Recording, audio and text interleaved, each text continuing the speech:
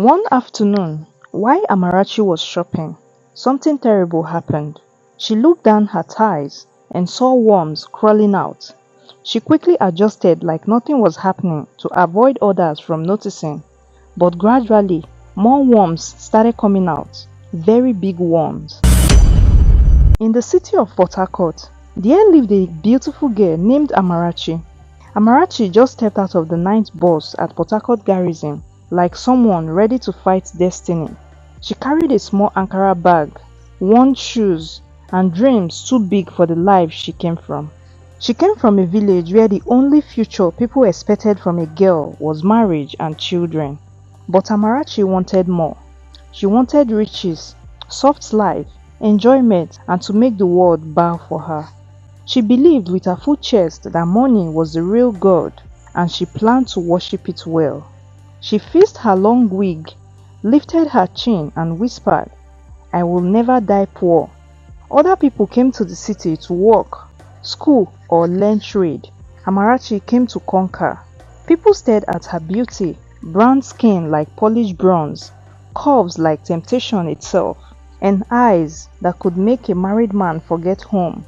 She already knew what she wanted: men with deep pockets, men who could change her wardrobe and her future in one night. Her cousin Chinwe, whom she came to stay with, looked at her dressing and sighed. "Amara, city life has teeth. It can bite, oh."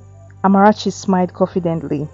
"Let it bite. I will bite back. Look, I'm just here to make money, girl." That night, she prayed one short prayer, not for protection, not for guidance, just for prosperity. A prayer without wisdom. "God, give me money.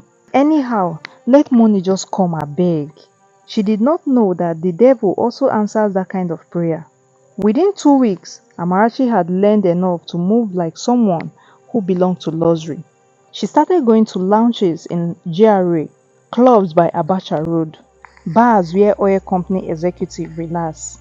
She started dressing like problems and speaking like promise. Men noticed, some approached, some offered small money, but she wanted big money, the kind that could change a generation. Chinwe warned her, "This Port Harcourt no be beans so. Men wey get that kind of money dey, but make you no go lose your life in the process o, abeg." Amarachi laughed. "My juju pass their own. Abeg leave that thing. If money dey involved, I am ready." One Saturday night at a club called Velvet Palm, Amarachi finally saw what she had been praying for. In the VIP corner sat a man alone, a man in his 50s. No drink, no woman, just calm like royalty. He wore a black kaftan that looked richer than the whole club. His skin was dark like midnight. His eyes sharp like he could see into a person's soul. Nobody sat near him, not even the bold girls. "Who be that guy?" Amarachi whispered. A barman quietly replied, "That one? That is Chief Kalu, the man nobody questions. Girls who enter his life no dey stay long oh." He said it like a warning, but Amarachi had opportunity. She stepped forward, hips moving with confidence, her heartbeat screaming with desire. Tonight, her life would change, one way or the other. When Amarachi reached Chief Kalu's table, she expected him to look surprised or impressed, but she just stared at her like he had already seen her coming, like he had been waiting. His voice was deep, calm, and powerful. "How much do you want?" No greeting, no introduction. Amarachi didn't blink. 5 million naira for a night. He nodded like she asked for a sachet water. "Done," he said. Just like that. No negotiation, no hesitation. If Amarachi's heart was a drum, it would have torn. She looked back at Chinwen's worried face at the other side of the club, but she turned away. The barman refused to watch. He shook his head like someone watching a goat walk into a lion's mouth. Chief Kalu stood and signaled her to follow. On their way out, one of the club staff whispered as she passed, "Don't go. No girl last with him, oh, please." Amarachi didn't care. Her legs moved majestically like she has won lottery. Her mind was fixed on the money. Nothing else mattered to her at that point. Outside, a black SUV waited. When she sat inside, she noticed the smell. It wasn't perfume. It smelled like rain, fire, or old calabash. The driver didn't talk. Chief Kalu didn't talk either. Only Amarachi's heartbeat talked. When they arrived at his mansion, Amarachi realized she had entered a different world. The gates were tall like prison doors, and the compound quiet like a cemetery. Inside the house, everything looked expensive, like money without joy. Chief Kalu finally faced her. There are things you shouldn't ask me. There are rooms you shouldn't enter here. He didn't ask if she understood. He simply led the way. Amarachi nodded nonchalantly. The room was huge, bigger than the entire house Amarachi grew up in. The bed looked like something carved for kings, and Chief Kalu looked at her like she was something he bought, not met. Amarachi expected roughness, but instead, he touched her gently as if he was memorizing her. It didn't feel normal, it felt like a ritual. When he kissed her, she felt her body get weak, like something was drawing life from her. But she liked the luxury too much to stop. For a moment, she thought she heard whispers like voices behind the walls, but she ignored them. When everything ended, Chief Kalu picked up his phone and said, "Check your account. Alert, 10 million naira." Just like that.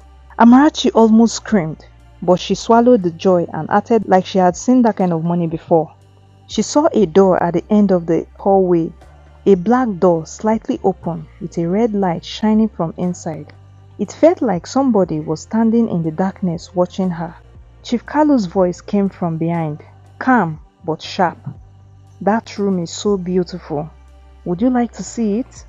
Amarachi looked away quickly. He didn't ask questions. He didn't want answers. She held her bag, walked out and entered the SUV. When she got home, Chinwe saw the alert and sat on the floor like her legs failed. "Amara, this is not normal money oh." Amarachi smiled. "Babe, money na money.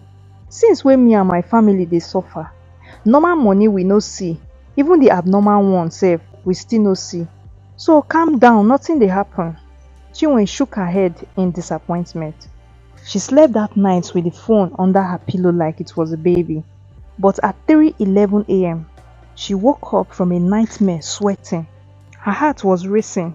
From the corner of the room, something whispered her name. Amarachi convinced herself the nightmare was stress from excitement. The next night, she returned to Chief Kalu's mansion, wearing a new designer dress like the owner of a designer company. But when she stepped out of the SUV, the compound smelled differently. Not perfume, something like blood. Inside, the house was darker than the previous day. The lights didn't shine bright anymore. Shadows looked thicker. Walls looked like they were breathing. Amarachi didn't want to show fear. Chief Kalu didn't speak. He just walked ahead and she followed. Again, the night was slow, controlled, almost spiritual. But this time, she felt weaker afterward, like part of her strength remained with him. When she stood up to dress, she saw the black room again. The door was wide open this time. The red light was brighter, and she heard faint sounds, whispers, crying, maybe chanting. It felt like something inside the room was calling her. She took one step, just one. Maybe it's nothing, she told herself. Chief Kalu appeared behind her like a shadow.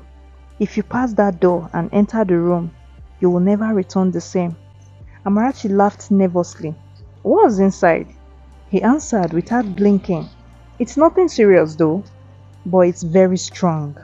He closed the door with a single touch, and the red light disappeared.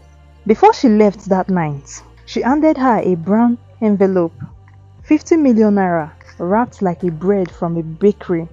Amarachi held the money against her chest. Riches had never felt so heavy. That night, she slept with the money beside her pillow like a baby. But outside her window, something watched her sleep. With the kind of money she now had, Amarachi became a queen in the city. She bought expensive human hair longer than wisdom, perfumes louder than her conscience, and clothes that made people stare. She and Chinwe ate at expensive restaurants. They entered places security normally blocked girls from entering. People started asking questions. Who is sponsoring you? What are you doing? Which jazz you dey use abeg? Amarachi just smiled and said nothing. But her reflection in the mirror was no longer smiling back. Every night, her nightmares became worse. She woke up hearing footsteps. Some nights, she felt a weight on her chest like something was pressing her down.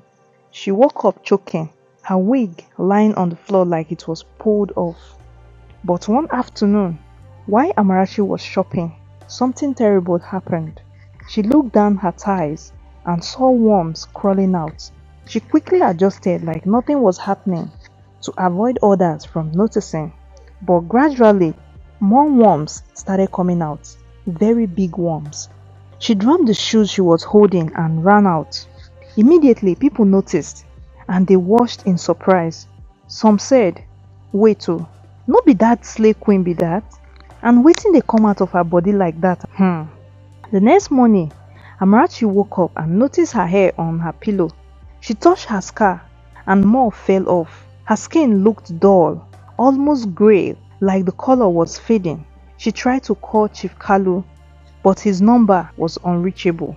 She tried again and again, still nothing. She rushed to his mansion. The gate was locked. Grass had grown long, like nobody lived there. She knocked and knocked, screaming his name. The security man from down the street came to her. "No one has lived here for more than a year." Amarachi stepped back like slap.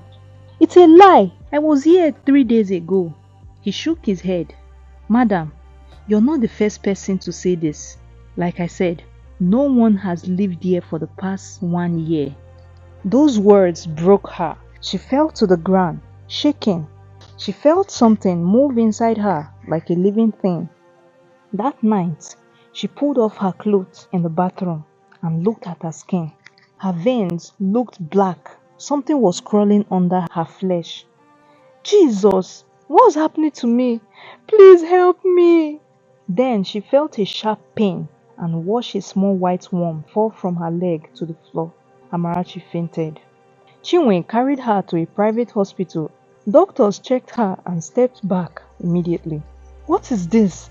This is not infection. This is not medical." Their voices shook. One of the doctors removed his gloves like he touched poison. "Madam, whatever is happening to you is not medical. You need to seek spiritual help. You need to leave the hospital now."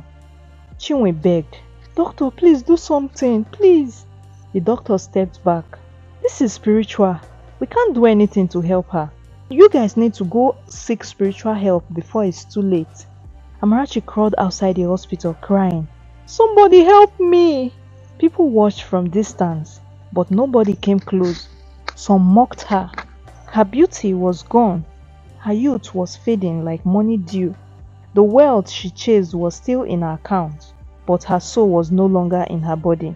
Night came, and the worms crawling out of her body became worse. Chinwe watched her cousin suffer, unable to help. Amarachi's skin peeled like old paint. Her voice cracked like broken glass. Every hour, worms came out from every part of her body. In a shaky whisper, Amarachi confessed everything. "I followed a man home from a luxury nightclub. I slept with him, and since then, my life hasn't been the same. If I had known, I would have listened to my cousin, Chinwe. But I wanted to change my story and that of my family." Chinwe cried like a child. "Why didn't you listen? I warned you. Now see where you have landed." Amarachi held her hand with weak fingers. "Because poverty scared me more than the devil." A knock came at the door. Chinwe looked through the window and saw nobody. When she turned back, Amarachi was convulsing on the floor. Thunder broke the sky. Wind slapped the windows. Amarachi screamed as her body twisted like something was dragging her bones from inside. Chinwe held her, praying, crying. "Your time is finished," a voice said aloud. Amarachi begged with tears and blood running down her lips. "Please, I will return all the money. Please let me go. The transaction was successful. There is no turning back. Amarachi rose from the ground without touching her legs. Worms fell from her body like rain. Her hair came off completely. Chinwe screamed. Amarachi's mouth opened and she fell on the floor again. This time, she was gone. Chinwe tried to pull Amarachi back, but her hands passed through her like smoke. Amarachi was already gone. Only her body remained. The worms rushed back into her like they were following her master. News traveled faster than Harmattan. Police came. Doctors came. Nobody believed Chinwe. Amarachi's body looked like she died weeks ago, even though she died that night. The worms were gone. The money in her account remained, but it was cursed. Her family was informed. They cried non-stop. People gossiped and mocked her even in death. Some said she died of sickness. Some said she used jars that backfired. But Chinwe knew the truth. She warned every girl she met. If a man looks richer than reality, ask. Nobody listened until new girls began disappearing. Until another VIP seat in another club sat waiting. The cycle continued. Riches without gold is rope around the neck. If wealth enters faster than effort, something else is paying the balance. In our world, not every rich man is a blessing. Some are doors, some are traps. So remember this, when the devil gives you money, he does not give it for free. He waits, and when he comes, he collects with interest. Protect your soul. Not every wealth is worth the price. Thanks for staying with me till the end of this story. Hope you enjoyed the story. If you do, please don't forget to like, share and drop your comments. I would love to hear your thoughts. And also subscribe to this channel. Turn on your bell notification so you get notified when an interesting and educating stories like this drops. See you in the next video.